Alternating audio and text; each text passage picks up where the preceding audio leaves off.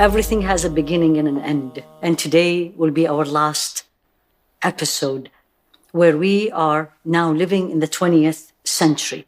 We're going to be sharing with you the life of a woman by the name of Aisha Mohammed bint Abd Al Rahman. She was born in a small city on the Mediterranean in Egypt called Dimyat, 1912.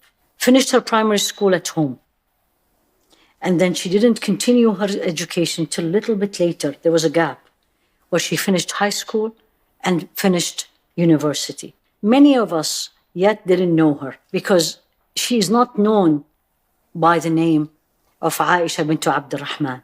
She's actually known by Aisha bint Shata, the daughter, Aisha, the daughter of the shore, because she was born in the city on the Mediterranean. This is very common in that time where women don't put their names public. Rather, they use a nickname.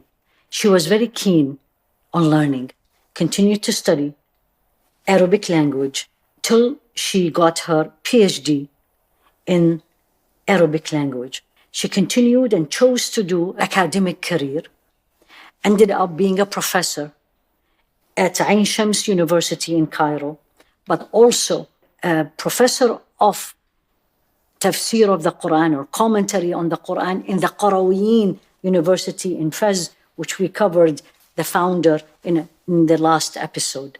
This woman was married to a man who was actually not only her husband, but was her teacher, Amin al-Khuli, who, what he wrote about her, every woman, every married woman would love to see her husband describe her as this. She is the disciple of the literary school who he belonged to and the lady of the house that he resided in. She dedicated all her writings to him, whether they are books, which she published many, or they were research papers.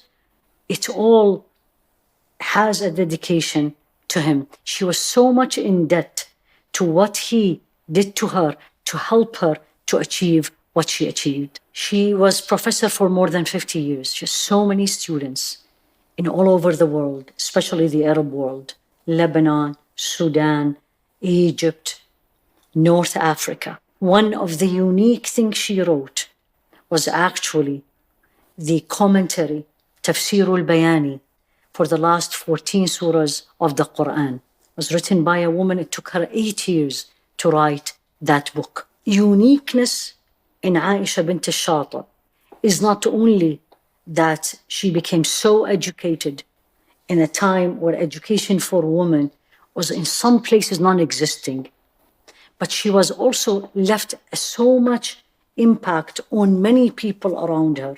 And her special uniqueness, if you want to use the word, that she always combined Islamic studies and Arabic studies. She always used Arabic language, but basically referring to the Quran or using Quranic language when she was teaching Arabic language. She was a woman of power. She loved to empower women.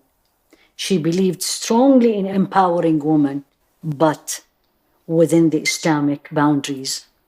She was a practicing Muslim educated woman who believed in empowering women, but at the same time following the rules and the orders of Allah subhanahu wa ta'ala. She left behind her more than 40 books in Islamic science, dozens of books in Arabic literature, novels, hundreds of research papers, and innumerable articles in daily and weekly newspapers. That many amount of publication, which was written over about 60 years span, made her deserve to be described as the most accomplished female scholar in the 20th century. After her death, actually, she was recognized by the Egyptian government by having a stamp specially for her with a picture of the like of her. We don't have her